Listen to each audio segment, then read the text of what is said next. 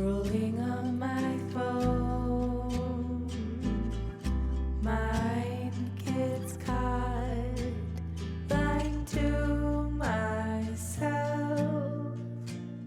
I'm greener grass, dream another life,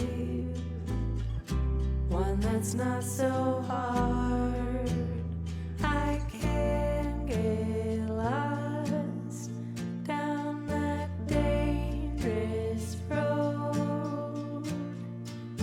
I am not them. I do not know what they're really going through. There's a lot that I assume. Freedom I get from the work that I do. Thoughts that I choose. Feelings I soothe. Finding the mingle of ease. Loving what is. Good morning, spooky friends, and happy Sunday. This isn't any old weekend. It is actually the last Sunday before Halloween. So needless to say, I'm very excited and I'm looking to plan out and prepare for this last spooky season 2025 week. Weekend preparation has been so key for me this school year. I'm a high school history teacher, and being able to use Sunday in a very strategic way has helped me exponentially feel like I can sustain my work life. Like, not to be, making it out to seem like everything is amazing and I'm thriving. I'm definitely not. It's a roller coaster and I'm at the bottom part of that right now, hoping to make my way back on up. But that is the power of a Sunday reset, is to really think and stop for a second to kind of reflect back and maybe position myself in a way into a space of more power, like being more empowered with how my work week is going. When I'm in the middle of that week, I feel my most powerless, my most helpless. One Sunday routine I was really good at earlier in the school year was making sure I did all of my deep cleaning and, important chores that are allocated to me in this household. And I've done that today. So it feels really good to have all the laundry either drying or already folded in our dressers. The kitchen is looking so spick and span. I spent a good chunk of time vacuuming and mopping and spot mopping and really getting in there. It's so funny to me because it's it looks nice and obviously it's clean and that's healthy, but it's a psychological thing too. I feel like when I do these chores, there's just something getting cleaned in my brain. I don't know what it is. And now that that's out of the way, I can focus on doing more fun things. But I mean, to be honest, my Sunday reset activities aren't the most fun. We're going to be going to the grocery store. Not my favorite thing in the world, but I'm learning to love it. I'm going to pack my lunch and my snack plate, which becomes so tedious after a while. It's amazing that adults literally every day need to cook for themselves. I was thinking about that the other day. I'm literally every day we have to make sure we eat 3 meals and we have to cook them and prepare them and plan and buy them. That's wild that we do that until the day we die. But anywho, the more fun things I think are looking back at my fall bucket list goals that I've already shared on my channel with you all and seeing where I'm at in, working through them. The majority of my fall bucket list were actually things I wanted to get done during the Halloween season. So kind of wanting to get them done before October 31st. And a few of these I think will linger into November. The only thing I have left here is those holiday cards, going on that fall staycation, and doing a little mini makeover to my bathroom. And I will speak for myself here. If I don't put effort into planning out my week on a Sunday and strategizing fall goals and sticking to them, right? I think I will only ever have my life be centered around work. That'll be the focal point of where I put my energy. And I don't want that to be the central focus point of my life. But there's a sense of I won't let you work be the only thing I like put my intention and heart and mind into. And that takes a whole lot of energy from like a really deep part inside of me to use and to access. This brings me to my next task in my Sunday reset, which is to set all of my Halloween week goals. Basically all of like my last minute final Halloween activities I wanted to get to. But first, we need to head on over to the grocery store. We need to get all of our lunch and snack supplies. So we are fueled up for work for the week ahead.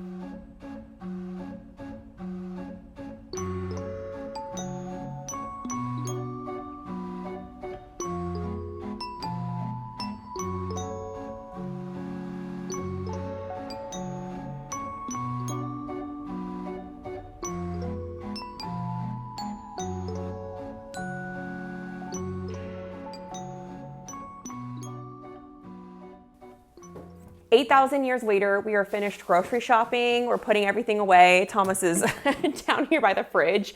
And I thought I'd show you some fall-esque goodies that I picked up at Whole Foods. It was such a bummer because I went into Trader Joe's right before and it was mayhem, like pure mayhem, not just in the parking lot, but also inside. I've never seen it so busy before. And all your girl really wanted was their apple pie spread to add into her fall drinks. So instead, I thought I'd try apple pie filling. Although I'm bummed that I haven't been able to try the apple pie spread from Trader Joe's this season, I think it's gonna be fine because Thomas mentioned that this is gonna be a little lighter, less thick, because it won't have butter in it like the Trader Joe's spread does. So this actually might mix better in drinks, especially if they are iced. We also needed some all-purpose cleaner. So I got the Honeycrisp cider scent.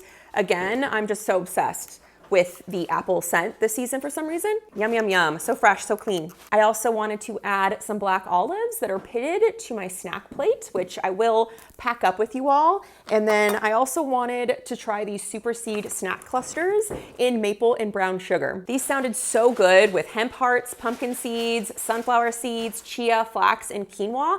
And I feel like they'd be a really nice light taste of sweetness in the middle of my workday because I don't during the day really enjoy a lot of sweets. It just like upsets my stomach. It's never what I'm in the mood for. So on top of being satiating, it gives me just like a little dash of sweetness during my workday. Speaking of sweet things, I also wanted to try these yogurts. It's kind of like a healthy alternative to a dessert. So instead of like an ice cream or a cake, I think this might be a little bit, I mean, I guess maybe slightly more nutritious, but definitely more satiating than an ice cream. This is a pumpkin pie yogurt parfait. It has like little crumbles on top. And then this one I'm really looking forward to. This is apple cinnamon crisp, which is thick and creamy. And this is actually like a dairy-free yogurt. And then I've tried this company before. They have little gummies that are for like stress support and they were on sale. They're kind of like the last of the batch.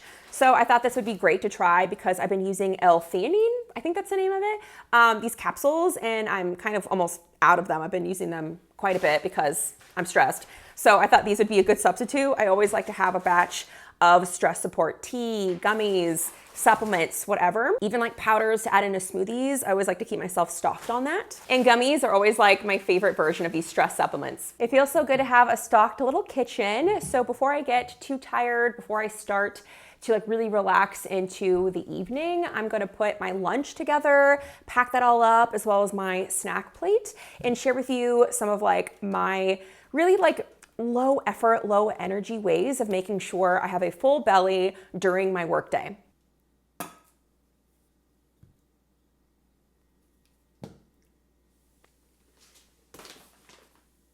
Making sure I had a snack plate for every workday has been a huge game changer for me because it gives me like actual sustenance that I definitely wasn't getting when I brought a lunchbox full of just like packaged and processed foods.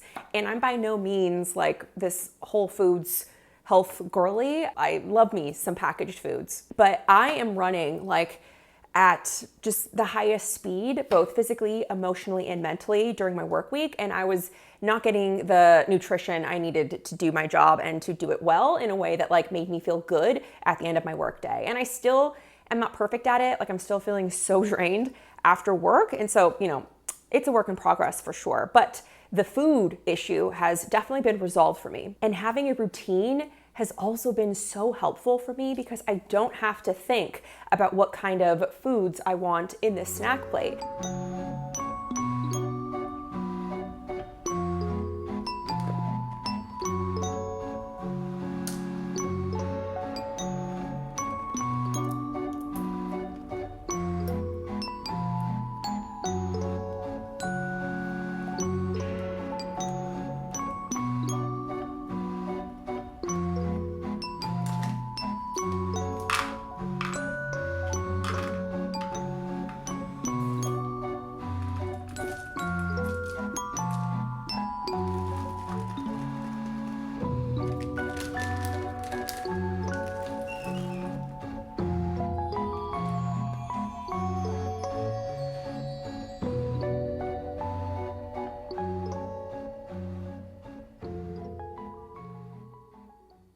In one container, I always have at least one nut and one cheese, or maybe I have a blend of nuts and then maybe I'll add like a dried fruit.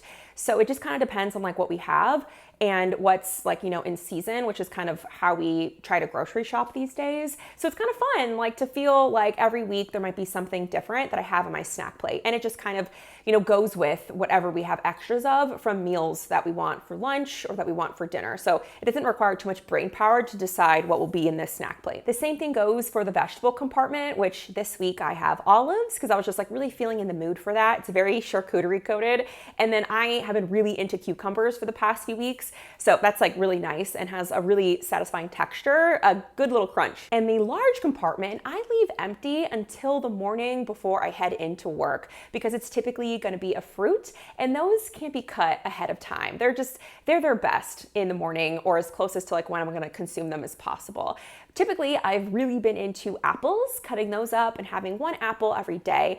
But now I've been really into pears because of how soft they are. Like, I don't know what took me so long to get on the pear train, but they're delicious. So that big compartment will be empty for now, but this pear I like to already wash and take off the sticker, keep that right on my cutting board, and it's one of the last things I do before I head on out for work in the morning.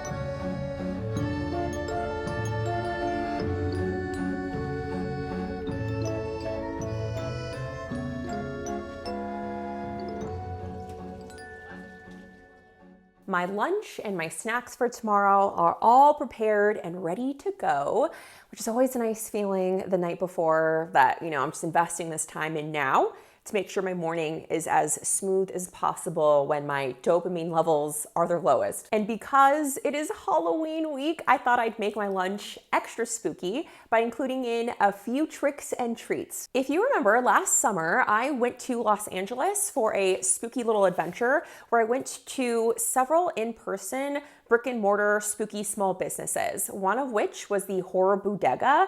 And I mentioned in that vlog that I wanted to try out their mystery boxes. And I've been holding on to these babies for several weeks, waiting for Halloween week, because it was just like the perfect opportunity to make this really special. So the first package I got in the mail, I didn't even expect this to be a part of my order. This is actually just a little container of treats. This is the coffin from Nosferatu. So if you've seen that movie, you know what is inside. Lots of rats. That's what's inside. And we open this up and we have, oh my gosh, how cute. A little Horror Boodega sticker. And then inside we have some really fun treats that I don't typically find at the store. Like this one is gummy candy body parts. I think this is a tongue. Wonderful. And we have a foot. Really cute.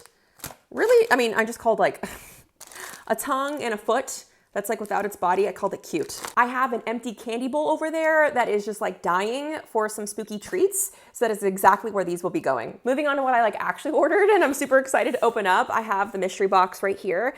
And I'm trying to remember what theme I chose because they have several options to choose from.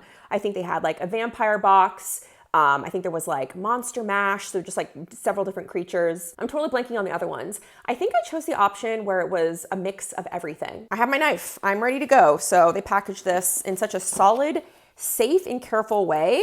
We are opening it up and overflowing with spooky treats and goodies. Oh my God. Okay, I don't even know where to start. I'm like overwhelmed in the best way possible. So first and foremost, on the front, we have this detoxifying charcoal mask for your face. 1000% getting to this week. And this candy is bringing me way back to my childhood. This is a Smarties candy necklace. I'm pretty sure they made these in like a bracelet. I literally ate this up as a kid, figuratively and quite literally. I'm like throwing candy everywhere. I'm just like way too excited. I have never tried these, but I'm pretty sure I've seen these. Do I actually drink these? Or yeah, I'm pretty sure that's plastic, right? Like I'm not supposed to consume it all, just like the liquid inside. I don't know, you tell me. Or maybe I could read the directions, that's smart. And we have a s'mores marshmallow and graham cracker covered in our creamy milk chocolate. Not my favorite thing. Like I'm not a huge fan of like Rice Krispie bars. So I might save this one for my nephew who I'm seeing on Halloween day. It's kind of creeping me out a little bit, but this is apparently a sour candy. It's kooky, it's weird. It's exactly what I want for Halloween. And I do love gummy candy, so I can't see how that could go wrong. And I believe we have these like Teddy Bear candies, sour strawberry flavor candy bears. I think, not really my vibe. So I think I will give this one to my nephew. That's like the best part about having young family members. You can just like give them so many things and they love it. Gourmet coffee, steeped brew bags. This is unique and unexpected. So it's like the Dracula Dawn roast. That's kind of fun. Because there's just some days where I'm like, I don't really want to do the whole like brewing coffee thing. So this would be really nice when I'm on the go, having like a later morning, leaving for work. So it's kind of nice to have this in your back pocket, and it doesn't expire until December. So I could still use that between now and the start of, Christmas season. And speaking of coffee, we have the Grim Reaper Coffee Company Wake the Soul cold brew coffee, unsweetened and 200 milligrams of coffee. Dang, look at this guy, so fun. I could serve it chilled in a glass or just like have it cold in the container. And this whole time I've been working around this really, really big bag of hot sauce flavored corn chips, which is so not my vibe. I am a baby in every sense, whether it is like having zero courage to go inside a haunted house or to try anything like spicy. I can't do it. Oh my God, Haribos. Okay, if I had to choose between chocolate and gummy candies, easy answer, it'd be gummy candies, and especially Haribos. My personal faves are the Smurf shaped ones and the cherry ones that are legit cherry. Obsessed. And these are actually ghosts, which I'm curious to see what the whole like vanilla flavoring is gonna be. I don't feel really excited for that. Ooh, a really fun drink accessory, I'm thinking. I had some plans this week to brew up a spooky little beverage, whether it's like a cocktail or mocktail, and adding this in, what a great idea. It's just basically like a black crystal stick. It's pure sugar, so I doubt it'll really mess with any flavor of anything that I'm making. If anything, it'll enhance it. Last but not least, we have two things here. We have habanero hot sauce from hell, which 1000% not using, but my husband might get a kick out of that. And again, not for me. I have hot mystery mix, and that is everything in my Horror Boodega mystery box. 1000% loving how all of this just has like such a fun mix. It's giving childhood nostalgia. It seems so playful, so fun, very eclectic. I mean, definitely a little bit too heavy in my opinion on spicy hot things. But if you're really into that, this might be for you. I think I'm gonna go with these vanilla and like fruit flavored ghosty gummies as my spooky little treat for the week. I think there's enough in here to like last me my 5 days. So I'll add this to my lunch pail. And yeah, so much fun.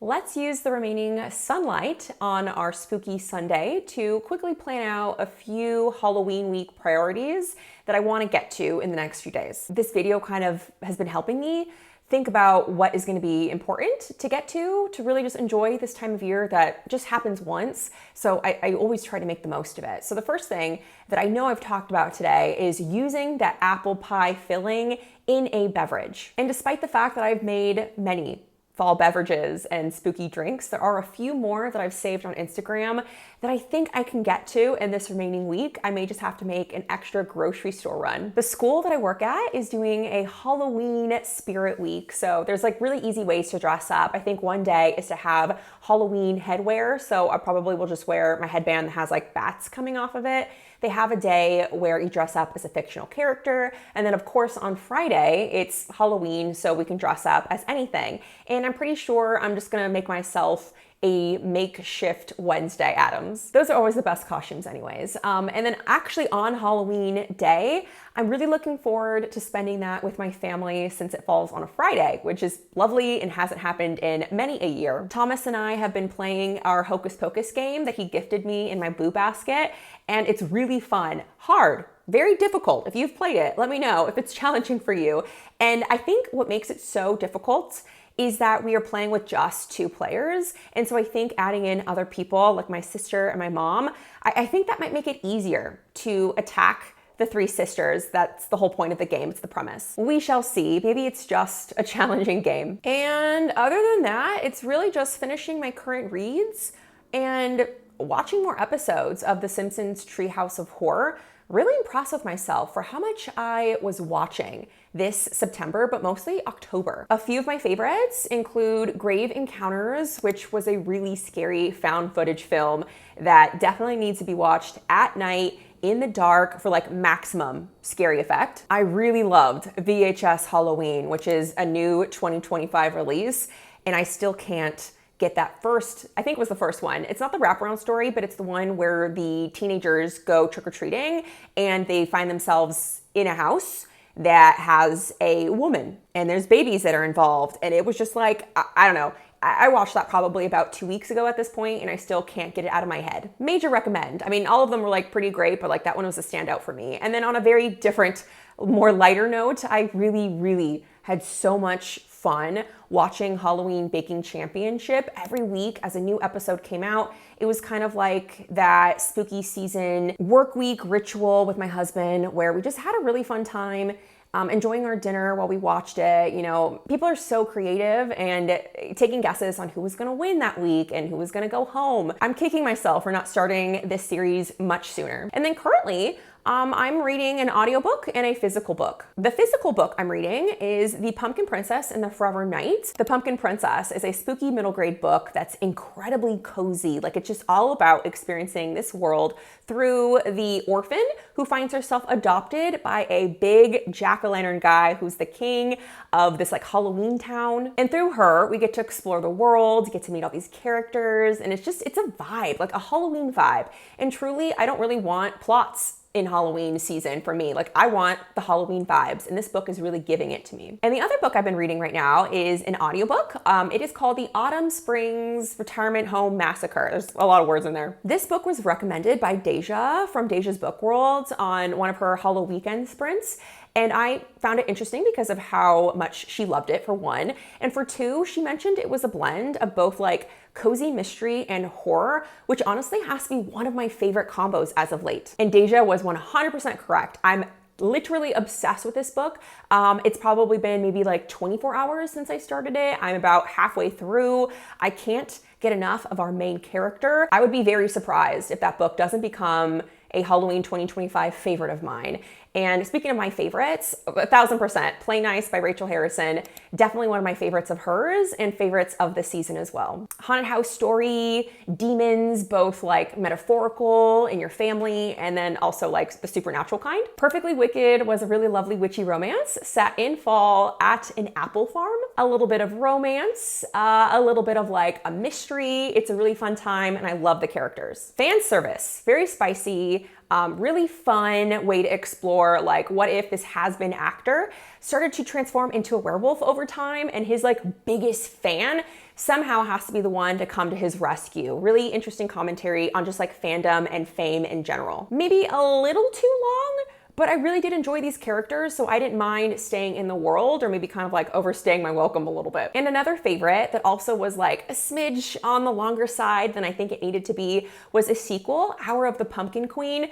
So many lines in this book were like speaking to me. What Sally was going through in this book, like I connected with her so deeply. It's a very beautifully written book that deals with her issues regarding like perfectionism, people pleasing. She has so many paths ahead of her. There's like a fork in the road. What path is she gonna go down? There's a lot I could relate with her on. It's like she's a fictional character and yet she like gets me so much. So yeah, just the power of fiction truly just like melts my heart and gives me life. We can talk on and on and on about all the favorite things I have done and still want to do this spooky season 2025, but now it's time to live my life, I guess. Monday is coming, whether or not we want it to, but we do have the power to make the most of it and to enjoy what we can when we can. And I'd absolutely love to know, what have you been loving this past fall? What are you gonna be getting to? Because fall is like nowhere near done. Any last Halloween week plans to prioritize and get to? Let me know down below in the comments. I hope you have the coziest Halloween and I will see you all in my next video.